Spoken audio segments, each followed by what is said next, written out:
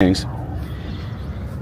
And I started to realize that the history I learned in school, what I was taught about so many things, because as you watch history unfold and you see exactly how the media reports on history, how the government interprets history when things happen, and you see one thing happens one way, but then you see that the media and the academics and the government completely twist whatever is happening, whether that be in society or whatever. If it's a major event, you start to realize that the major events, the stories and narratives are created and pushed by the so-called mainstream media.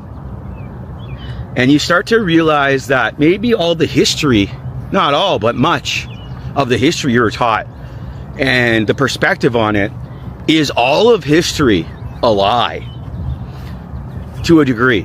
I'm sure there's not all a lie, but everything's an interpretation of an interpretation of an interpretation. And whoever has the power, as Napoleon said, victory writes history. Those who control the narrative control history, control what people think and what's happened in history. And all of history is essentially a lie, an interpretation. And you find, and as I look back on my life, and I look back at my parents, and I look back at my grandparents and society that I grew up in, and in the 90s and 80s, the one thing that it was a lot harder to control people back then, because we never had a device in our pocket that allowed the world, the powers that ought not be, the corporate media, the government-owned controlled media, to communicate with us 24/7. We never had social media. We never had Twitter. We never had the headlines in our pockets. We had papers, we had TV, we had the news. I grew up with 3 channels. So I never had the internet till I was like 23 or 24 years old when I moved to Toronto.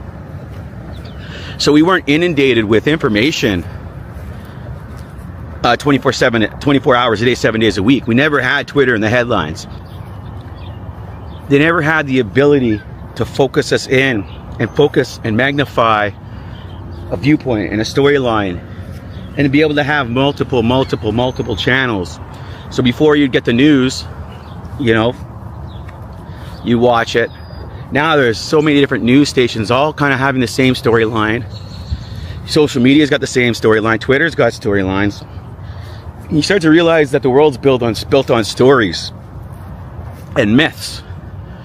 And the new story makers of our generation is the news makers, the alternative media, the mainstream media. And even though now you look at the alternative media, and you notice that it's the same storylines over there too. You'll notice that the alternative media are basically just like the mainstream media. They have their talking points too. They all talk about, I noticed that they seem to all talk about the same thing too, except for from maybe the flip side of what's going on in the mainstream media. But you notice that everybody's kind of got an angle, and that all the information that you're being given essentially is tainted. And the thought and the ideas of what you thought a life was supposed to be, thinking that your life is supposed to be, there comes a point in everyone's life, whether you're a millennial, Gen X, or a boomer, Gen Z, Gen Alpha, the silent generation, the great generation, where you come to an inflection point and you look back and you start to wonder how you got where you were, where you came from, and whether or not the old world or the new world is better than the old world. Have we come into a better world than the one that we were young and we grew up in with our parents? Did the millennials inherit a better world from their parents? Is Gen Z gonna inherit a better world from their parents? Gen Alpha, are they gonna inherit a better culture than their parents, more opportunities than their parents? And I look back and I reflect on my life, and I think about when I was young in the 80s and the 90s, and I think about my idealism, how much hope I had, how I really felt like, yeah, I'm gonna do something, you know. Remember when I graduated high school, I thought to myself, this is not peak life. High school is not peak life, even though I had a great time in high school. And I'm gonna go out, I'm gonna adventure. I'm gonna go figure it out. I'm gonna go become a rock star, musician, or a poet, or a writer. I'm gonna become a Much Music VJ, MTV VJ. You know, all these crazy young dreams that you have as a kid. And you start to, you know, and then what happens is you realize you got to pay the bills. And you start thinking about your parents a little bit more. Your parents start to become more like people to you as you get older. You start to realize that your parents are people too, and that they had real problems when they're raising you.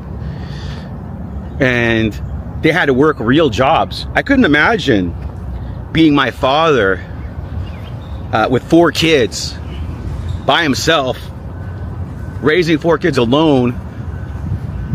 And this is the 90s and the 80s, but mainly the 90s. Imagine how stressful that would be right now if you were a single parent with 4 kids right now. Oh my God. And you start to think about the world, and even I think Gen X and millennials, we were kind of the first generation, not the first generation, but we were the generations when divorce became like the cool thing to do, where everybody was getting divorced. Most of my friends' parents are divorced. Pretty much everybody I know, other than, I would say 70% of my friends' parents that I grew up with are divorced. And even more so now, you think about Gen X, we are really the first generations to really start dealing with a lot of where the marriage rate and the divorce rate, where the divorce rate became higher than the marriage rate. And you think about, as I think about looking back on my high school days and remembering the whole thing was work hard, be diligent, be a good employee, be a good student, memorize things, follow orders. Even though I didn't follow orders, go to school or university, get a degree, get an education, because education is going to guarantee you a good job. A good job is going to help you get a house and a family, raise your family, happily ever after. And as a millennial, this is truly what I believed. And then life started to hit, and I started to, you know, here's the one thing I didn't go to school, but I got a job. I climbed the corporate ladder. I worked for a bank for 25 years. Had a big job. My last job was at the big bank. And as I was coming to it, and as I was reflecting on my life, I started to realize that I didn't want to live. I no longer want to live like the corporate life. I felt myself slip away. I felt now when I say dreams, I don't mean becoming a rock star. I don't mean becoming a great writer and all of these crazy young youthful dreams I had. The real dream I had was to become myself and to figure out who I am as an individual and pursue my natural talents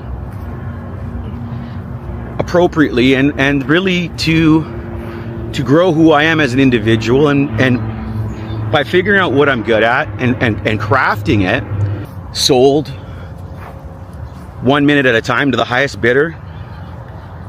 And you realize that you're not exchanging your time for money. You're exchanging your life for money. When you choose to waste your time death scrolling, or when you work a job you hate, 8 hours a day, 5 days a week, for 25 years. That's what I did, 25 years. Some of you 50, 60. I'm not hating on you for doing that. I get it. You got to feed a family. But you have to ask yourself, even though the millennials, our generation, and even Gen X, we were sold a bill of goods. We were told, and I get it, you're not supposed to do what you're told, but most people, let's say, a lot of people believe they should do what they're told.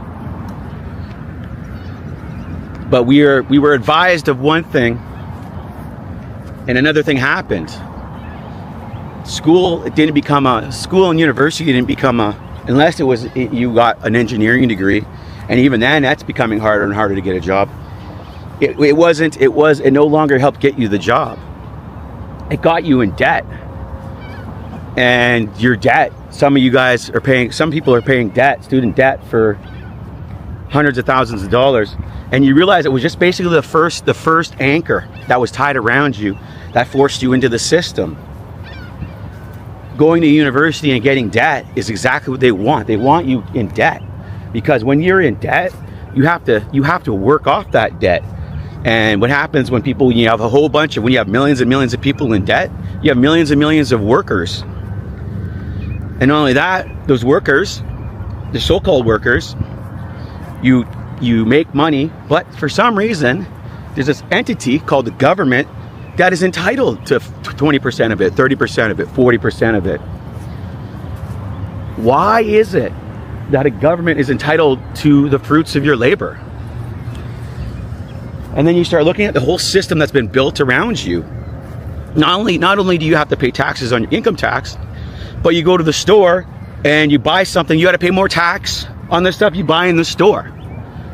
And then you have property tax. And then you have land transfer tax. And you have estate tax. And you have this tax and that tax and this tax. And why do governments have a monopoly on tax? Why is it that local governments, municipalities, federal governments, provincial, state governments, counties, why is it that they're entitled to your money when they don't do anything for you?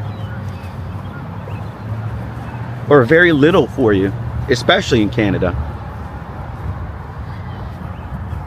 And I think one of the things, and I know this is kind of sounding like a downer right now, and I know people, Matt, what's the solution? I get it, millennials were screwed, and you're done with this whole society. Millennials were screwed, Gen X was screwed, boomers were screwed. Now I get it. A lot of people think boomers weren't screwed. Nah, everybody has their cross to bear. They had their own troubles they had to deal with. Ultimately, I think one solution, one thing that people can do to, I guess, buck the system. And now people would never do this, by the way. Everybody could rack up and this is alleged, and I'm not telling anybody to do this is not financial advice. But everybody could literally rack up all their credit cards, rack up all their lines of credit, get all the loans they can, rack them all up, and everybody all at the same time file bankruptcy. Go take all your money out of the bank, run up all your credit cards. It's all fake money anyways. And file bankruptcy.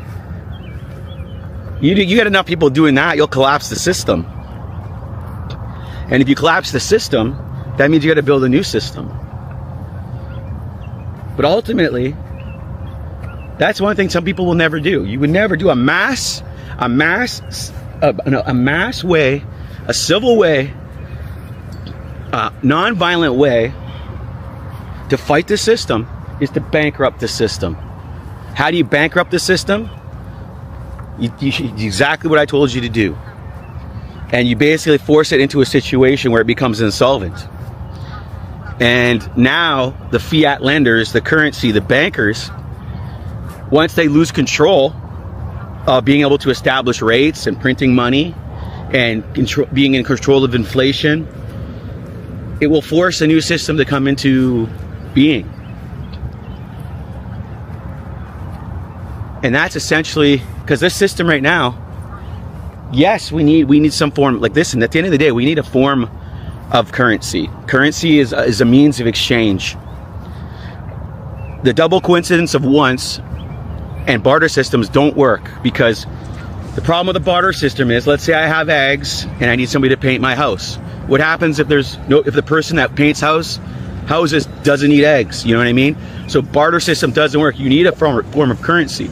But a currency is, all it is basically an exchange. It's basically, it's a cycle. So you just need something that has value, that you can exchange it for services or for products, and you have to keep it flowing. Currency is about flow. And what happened in our fiat system is people started hoarding the money, ceasing the flow of money, which is what's harming. So what's happened is that harms the ability for an economy to work, essentially. Now what I'm saying might sound crazy, and maybe it is. I don't know. I worked for a bank for 25 years.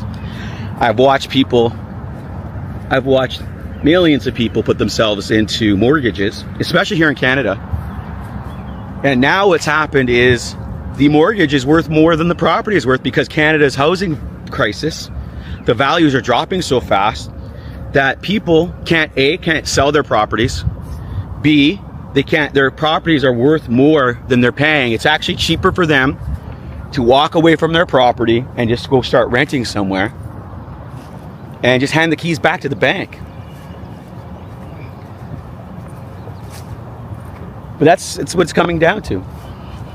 So the future that we were promised as millennials, and here's the thing, there's no such thing as a promised future. That's the first reality. You have to grow up at some point.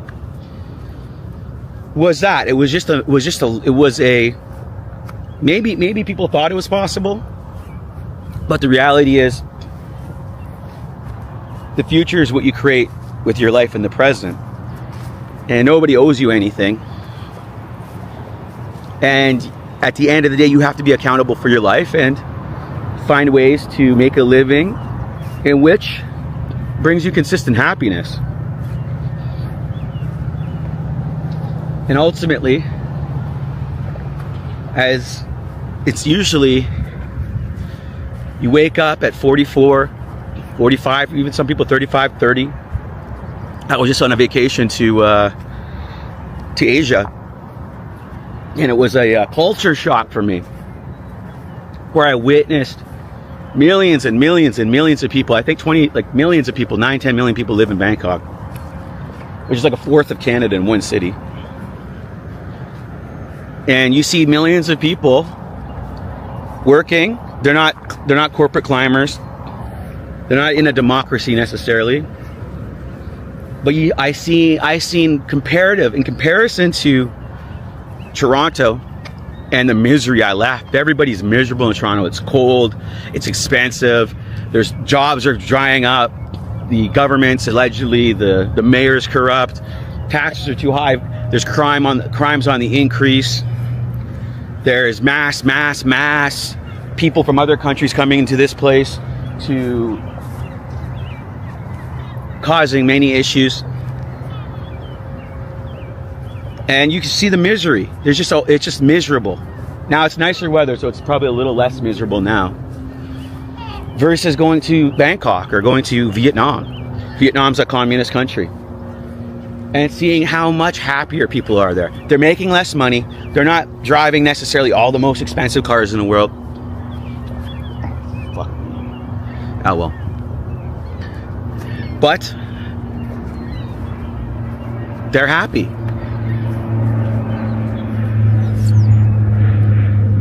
And that's what it comes down to.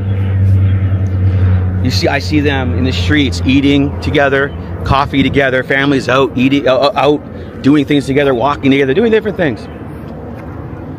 Whereas I don't really see that a lot in Canada. I don't see that a lot in Toronto. So it's nice to witness and see this occur. And just being a part of that, the smiles on people's faces, people being happy to walk the streets, stuff like that. It was nice, man. It was such a warm feeling. I love that people embrace their culture. The Thai people embrace their culture. Muay Thai, food. Most of the Thai people I met, they love Thai food. All eating Thai food. They're not really eating a lot of westernized food. I love that. And I really enjoyed it so much, seeing another way of life. And just seeing people being happy, consistently happy, not having things, just happy to have a decent life. How decent weather and decent prices. And people aren't out here just to rip you off. And people that embrace their culture and they love being Thai and embracing that Buddhist culture, embracing their Muay Thai, not changing to mixed martial arts or MMA. And it was nice to see, because in Canada we don't really have a culture to embrace. We're multicultural, which means no culture at all. That's all multicultural means. It means that there's no culture at all. Not now. There used to be. And it really didn't. And then I came back to Canada from Thailand, and it's nice to see my friends. It's nice to see my family. But ultimately, I'd rather be in a place that has happier people. And that's what it comes down to, is I no longer want to be in the rat race in Canada, the Canadian rat race, to pay exorbitant taxes to live in a shoebox in the middle of nowhere, or shoebox downtown Toronto, whatever. No yard. Everything's overpriced. You can't go out for a beer for less than $10, including tip. Meals, you name it, everything's just a complete and utter rip-off. It's cold 9 months a year, and I just realized that I'm done with living in a country that does not care about its people, in a country that does not care about making it a better country, about finding ways to make it easier for people to live. In a country that would rather control you, and would rather control what you think and how you speak, and would rather take your money and give it to people that aren't working, and they would rather control whether or not you can even go to a hospital, control every aspect of your life, to another country where it's lower prices, people are happier, the weather is better, I can make a lot less money and be just as happy, if not be way happier. Now I get it, where you are, there you are. Ultimately you can be happy wherever you are in your own shoes. But I no longer am holding myself down. I am no longer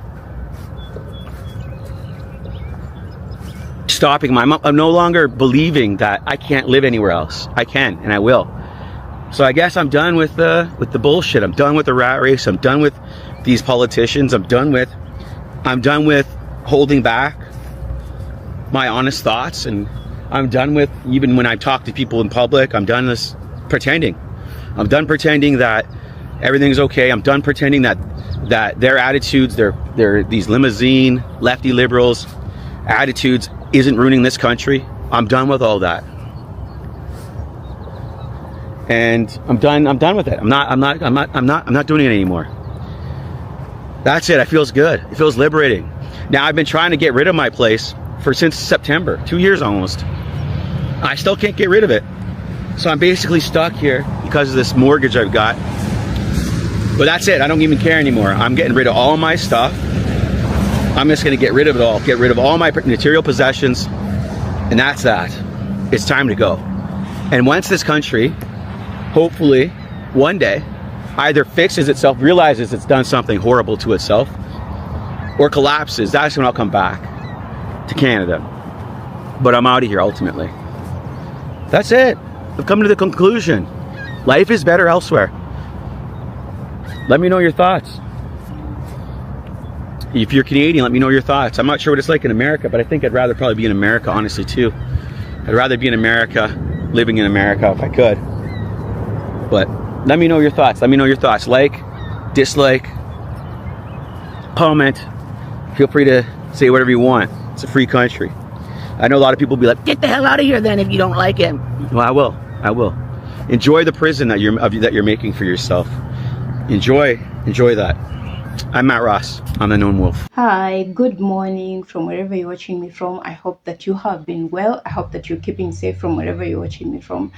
So, guys, on today's video, we are discussing the tragedy of media, the tragedy that is social media and media as a whole. Yeah. Now, you might be wondering, but this is not only happening in America, it's happening to every part of the world. That whatever information that we have, that whatever information that is allowed to reach us as citizens is usually controlled. Yeah, media is controlled, and we're talking about all media. You cannot separate any of those, because be it Instagram, Facebook, YouTube, and every other media, mainstream media especially. Now, why is that a problem, that media is being controlled? Media is meant to give information as it is, raw as it is. If something happened, call it for what it is. Yeah, if someone did something wrong, call him out, or have just call them out for what they did. But media these days is not used for that reason. Media is being used by politicians especially. Yeah, and that is the biggest problem. That is the biggest tragedy that the world has right now, because politicians will choose what they want you people to know. They will get to choose what information they want you to have, and they will get to manipulate that information to fit whatever propaganda or whatever information that they want passed across to you. Now, that puts you in a position where you will never really get to have the real thing that is happening wherever. Yeah, you will always get second hand information unless you are on the ground. And how I know that is the fact that sometimes you could be in a place, maybe something happened in around the area that you stay, but how the media will put it on their like TV stations, how they will report that incident, it will not be exactly how it happened where you are. Yeah, if it has ever happened to you, please leave a comment, because it has happened to me before and I know why I'm saying that. They do not report it in the exact way that it happened, especially if it's going to put them in problem, if it's going to tarnish their name in a way or another, and that is for the politicians that are supposed to be taking care of that environment. Yeah, for example, if it's development and this county or this small town has not had that development which they reported earlier that it had happened, they will be ashamed. Those leaders from that place will be ashamed, and then they will want to control what media reports from that. They will pay the media, they will make sure that that information is controlled. Now, there's two things that will happen about that story. One, they will just not report it at all, or two, which is I think worse, you'd rather not just report than lie. They will report, but they will make sure they cut out the parts that make that person look bad. Yeah, the person that was actually responsible for doing whatever they were supposed to do. Now, if it's a government official and they have done something wrong and something that they know will tarnish their names to the public, and that is exactly what they do not want, because they will still want to come to you and ask for votes, and you people should be in a position to vote for them. If they tarnish their names, then when they come for votes, you will not vote for them during the campaigns and all that. Now, that is all that they care about. That is all that they worry about. Something happens and they control the media in very important things sometimes. And once you find out the truth, you're just like, my God, there's nothing we know about this country. Yeah, the only people that know about, for example, America, the politicians are the people that control America. The billionaires, those people know the truth of whatever is happening in America. But for the rest of the citizens, unless you're very sharp, unless you're very keen, you will not be able to have the real information that is happening in your country where you're living. Yeah, because many people, they rely on like the TV stations. You cannot do that. I mean, if you really want to know what is happening in your country, if you really care to know the what the government is doing to you people, how the government is spending your money, how the government is using your resources, you cannot rely on TV stations. You cannot. You have to do your own research. And sometimes when There are people that actually come out on media, for example, Instagram or TikTok, when they're talking about these things. Sometimes you can have like lawyers who have read the bills that are being passed or being discussed, and then they want to elaborate it further for you people to understand, you as citizens that do not understand the jargon of law and all those things that are in the constitution. They try to explain it to them and to explain it to the citizens, to make sure that you people know exactly why they are against what is happening. And when they see such people, they censor them. They censor that kind of information. Did you know that even on YouTube here, they can censor information as long as they want to? Yeah. If I, for example, am saying something that will offend them, something that will act against their wish, they will just censor it.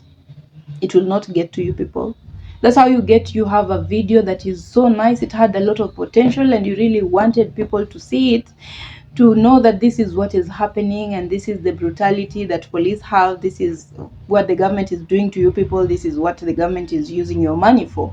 That kind of information will never reach the audience. They will censor that, and you'll have 2, 5, 6 views. Yeah, you'll never get that video going. You see, they control the systems, they control everything. So that is on not happening in America only, but I'm sure that doesn't make it better. But just know that if you really want to know the truth about what is happening in your country, in your continent, in this world, you cannot rely on social media. You cannot rely on, I don't mean social media as a whole. I mean, you cannot rely on, for example, TV. TV is the worst. Yeah, I think you'd rather watch TikTok, because once in a while you'll find someone that had a video that sneaked and they did not see it. But TV stations, those are controlled. These people are the ones that own these stations. These politicians that you are actually supposed to report bad things about them, they're the ones that own this station. Do you think they're going to allow their own TV station to broadcast stuff like that to you people? They own these people, and if they don't own them, they pay them, and people are just in the business of making money. So the stations will take the money, and they will do whatever it is that they want to do. you know they will lie, they will pass lies to you, lots and lots of lies to you. One day when you find out that when you just get a glimpse of whatever is now the reality of life and the reality of things that are happening around you, you almost feel crazy for a bit, because you did not know anything your whole entire life. You did not know anything about yourself, you did not know anything about governance, you did not know anything about your country, and that gives you some certain kind of sadness, and you don't know how to get over that. You keep asking yourself a lot of questions and wondering, what else don't I know? That's why they keep saying the more you read, the more you get knowledgeable, the more sad you become, because there are some kinds of realities that check in, and you're just there, you don't know what else to say, and you cannot talk to the person close to you, because you have a whole lot of things to explain, because they are not reading, they are not paying attention to knowledge, so they don't know what you're talking about.